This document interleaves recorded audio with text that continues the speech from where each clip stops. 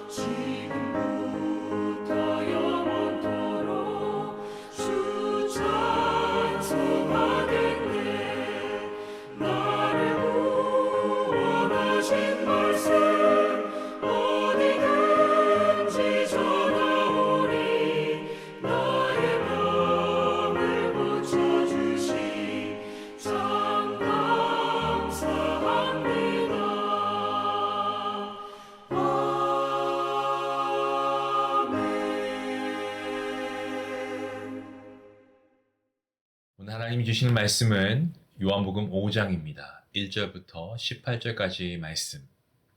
늘 함께 해왔던 것처럼 말씀을 함께 읽도록 하겠습니다. 같이 봅니다. 그 후에 유대인의 명절이 되어 예수께서 예루살렘에 올라가시니라. 예루살렘에 있는 양문 곁에 히브리 말로 베데스다라 하는 못이 있는데 거기 행각 5이 있고 그 안에 많은 병자, 맹인, 다리 저는 사람, 혈기 많은 사람들이 누워서 물의 움직임을 기다리니 이는 천사가 가끔 못에 내려와 물을 움직이게 하는데 움직인 후에 먼저 들어가는 자는 어떤 병에 걸렸든지 낫게 됩니다. 거기 38해 된 병자가 있더라. 예수께서 그 누운 것을 보시고 병이 벌써 오래된 줄 아시고 이르시되 너가 낫고자 하느냐? 병자가 대답하여 이르되 주여 물이 움직일 때 나를 못에 넣어주는 사람이 없어 내가 가는 동안에 다른 사람이 먼저 내려가나이다. 예수께서 이르시되 일어나 내 자리를 들고 걸어가라 하시니 그 사람이 곧 나와서 자리를 들고 걸어가니라. 이날은 안식일이니 유대인들이 병 나은 사람에게 이르되 안식일인데 너가 자리를 들고 가는 것이 옳지 아니하니라. 대답하되 나를 낫게 한 그가 자리를 들고 걸어가라 하더라 하니 그들이 묻되 너에게 자리를 들고 걸어가라 한 사람이 누구냐 하되 고침을 받은 사람은 그가 누구인지 알지 못하니 이는 거기 사람이 많으므로 예수께서 이미 피하셨습니다. 그 후에 예수께서 성전에서 그 사람을 만나 이르시되 보라 너가 나았으니 더 심한 것이 생기지 않게 다시는 죄를 범하지 말라 하시니 그 사람이 유대인들에게 가서 자기를 고친 이는 예수라 하니라. 그러므로 안식일에 이러한 일을 행하신다 하여 유대인들이 예수를 박해하게 된지라. 예수께서 그들에게 이르시되 내 아버지께서 이제까지 일하시니 나도 일한다 하시매 유대인들이 이로 말미암아 더욱 예수를 죽이고자 하니 이는 안식일을 범할 뿐만 아니라 하나님을 자기의 친아버지라 하여 자기를 하나님과 동등으로 삼으심이더라. 아멘. 오늘 본문 말씀 요한복음 5장 1절과 9절까지의 말씀에서는 예수님께서 예루살렘의 베데스다 못에서 38년 된 병자를 치유하신 사건을 기록하고 있습니다. 이 사건은 예수님의 어떤 하나님 되심, 예수님의 신성을 드러내는 7가지 표적 중에서 어제가 2번째 표적, 오늘 이 3번째 표적입니다. 그 후에 유대인의 명절이 되어 예수께서 예루살렘에 올라가신다라는 말씀으로 본문이 시작하고 있죠. 이 구절은 예수님께서 공생애를 시작하신 지 2년째 되는 해에 6월절 명절을 맞아서 예루살렘에 올라가셨다라는 것을 말하고 있는 말씀입니다. 이 시점은 예수님께서 가버나움에서 왕의 신하의 아들을 고친 사건 이후인데요. 그때부터 꽤 시간이 흐른 후입니다. 말씀을 보시면 예루살렘의 양문 근처에 한 못이 있었습니다. 베데스다라고 하는 못인데요. 이 못은 매우 크고 5개의 행각이 있었다라고 되어 있고 당시 이곳은 많은 병자의 출입이 있었던 장소였습니다. 베데스다 그 이름의 뜻은 자비의 집이라는 뜻입니다. 그래서 이곳에 사람들이 온 이유가 그들의 병이 나음받고 치료를 기다리고 있던 그러한 장소였죠. 그래서 이 사람들이 무엇을 기다립니까? 그 물이 움직이는 시간, 그 큰 못에 있는 물이 움직이는 그 시간을 기다렸습니다. 병자들이 물이 움직일 때마다 먼저 들어가려고 하면 치유된다라고 믿었다는 것을 오늘 말씀을 통해 알 수 있죠. 유대 전설에 따르면요, 천사가 내려와서 물을 흔들고 그 후에 물이 움직일 때 가장 먼저 들어간 사람이 치유된다라고 합니다. 이것은 어떤 간헐천의 특성을 반영한 전설인데요. 물의 움직임은 어떤 신적인 힘으로 이해하고 있는 것을 보게 되죠. 자, 오늘 이 본문에 등장하는 인물들 중에서 베데스다 무려 38년 동안 병을 앓고 있는 사람이 있었습니다. 이 병자의 어떤 연대기적 배경을 보면 출애굽 후에 이스라엘 백성들이 38년 동안 광야에서 고통을 겪었던 기간과 관련이 있습니다. 이 38년은 사람에게 있어서 매우 긴 시간입니다. 이 병자는 인간이 겪을 수 있는 모든 고통을 다 겪은 긴 시간이고요. 이 병자는 인간이 겪을 수 있는 모든 고통을 겪은 그런 상태였다라는 거죠. 예수님은 이 사람의 오랜 고통을 아셨고 그리고 보셨고 치유를 결심하십니다.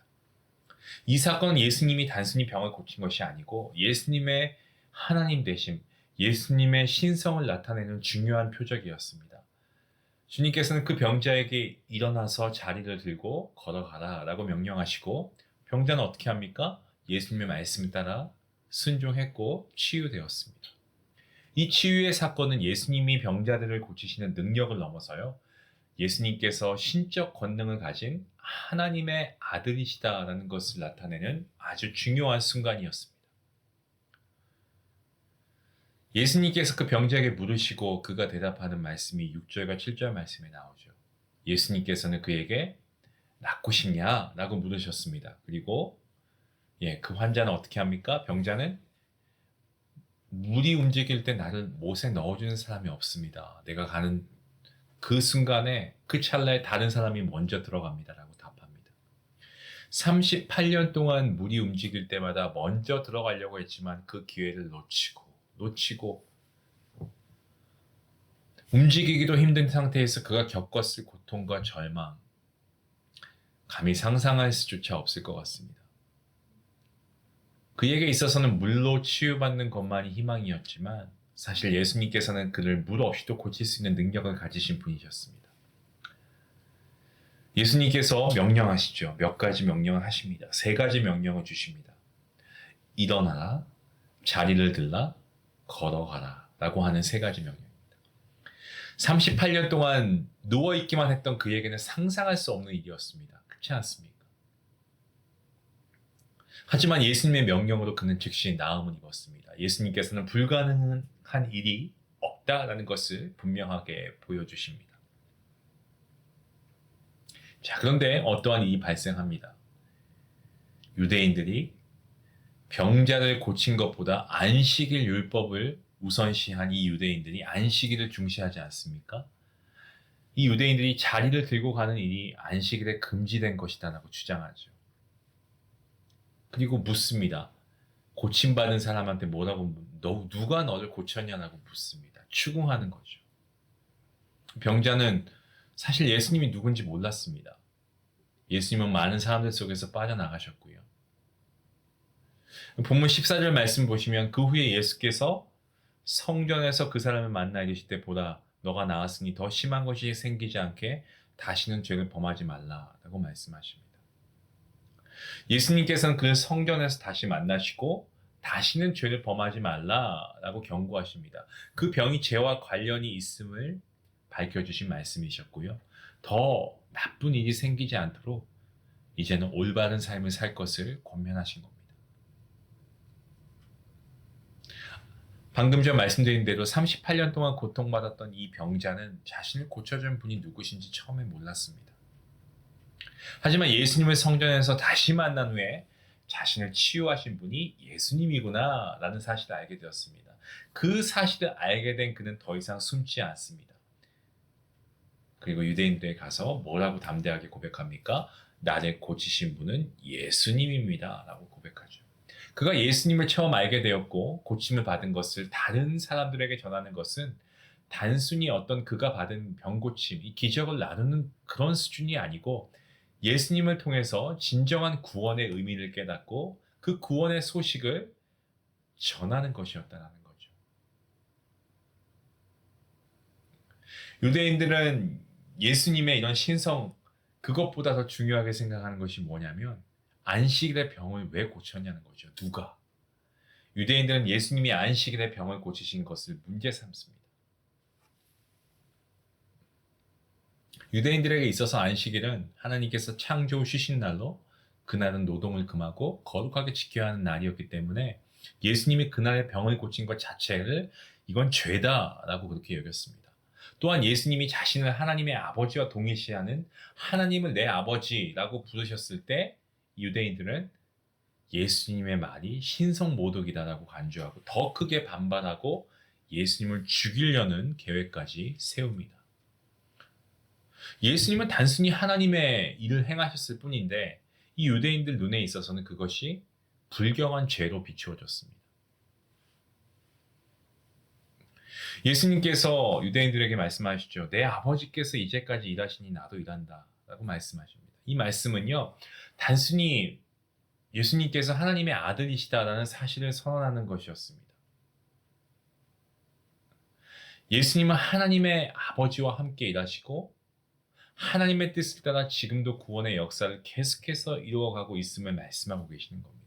예수님이 하시는 일은 단순히 세상적인 일이나 인간적인 욕망을 만족시키는 그것뿐만이 아니고 하나님의 위대하신 구속 계획을 이루는 일이었습니다. 이 말은 예수님께서 하나님 아버지와 동등하다라고 하는 선언이셨고 이것은 유대인들 입장에서 크나큰 충격을 주었고 이 유대인들이 예수님을 더욱 박해하는 이유가 그 빌미가 되었다는 거죠.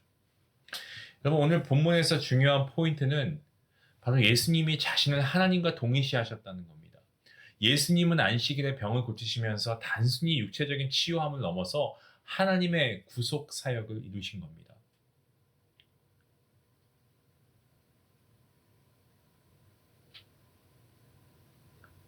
예수님이 우리를 찾아오셔서 우리의 영적인 병을 고치시고 우리에게 영원한 생명을 주시지 않았습니까? 유대인들 예수님의 기적을 보고도 예수님이 하나님의 아들이라는 사실을 받아들이지 않습니다. 예수님은 오히려 죽이려 했습니다. 왜 그렇습니까? 예수님의 안식일을 범했다는 거죠. 하나님과 동등하게 자신을 소개했다는 거죠. 예수님은 단순히 안식일의 법을 지키는 것이 중요한 것이 아니고 하나님의 구속 사역이 이루어지는 것, 즉 우리가 영원히 살 수 있는 길을 여는 것이 중요하다고 말씀하십니다. 오늘 우리의 삶 가운데 우리가 예수님을 어떻게 바라보고 있는지 정말 중요합니다. 예수님이 단순히 병을 고치시고 기적을 일으키시는 분이 아니고 우리에게 어떤 소원이 이루어진 진의가 아니시고 우리를 구속하시고 영원한 생명을 주신 하나님이시다라는 사실을 우리가 분명하게 깨닫게 됩니다. 이것이 가장 중요합니다. 사랑하는 성도 여러분, 예수님께서 우리를 찾아오셨습니다. 찾아오셔서 우리에게 구원을 베풀어 주셨습니다. 이 은혜를 우리가 기억하고 우리가 그 은혜 가운데 감사하며 기뻐함으로 살아갈 수 있는 그런 오늘 하루가 될 수 있기를 간절히 기도합니다. 기도하시겠습니다. 하나님 오늘도 말씀을 통하여서 우리에게 귀한 은혜 주시니 감사합니다. 38년 동안 앓고 있었던 병을 갖고 있었던 이 병자는 베데스다 못에 물이 움직일 때 가장 먼저 들어가 보기를 너무나 간절하게 소원했습니다. 다른 사람이 먼저 들어가는 모습을 보면서 얼마나 수도 없이 좌절했겠습니까? 예수님께서 이 사람을 찾아오셨습니다. 그는 예수님이 누군지도 몰랐고 또 고침을 받은 후에도 자신을 고쳐주신 분이 누구신지 알려고도 하지 않았습니다. 주님의 정말 일방적인 긍휼하심이었습니다. 하지만 가만히 생각해보면 이 38년 된 병자 정말 우리의 자화상이 아니겠습니까? 우리가 주님을 알지 못할 때 우리를 찾아와서 정말 영원함에 눈을 뜨게 해주셨고 우리가 주님을 외면하는 그 순간에도 주님께서 우리에게 일방적인 사랑을 부어주셨음을 우리가 고백하지 않을 수 없습니다. 주님, 우리의 남은 생에 우리가 그 주님을 우리의 힘과 권능으로 삼고 주님과 함께 동행하며 믿음으로 살아갈 수 있는 우리 모두가 되게 인도하여 주시옵소서. 감사하며 예수님의 이름으로 기도합니다. 아멘.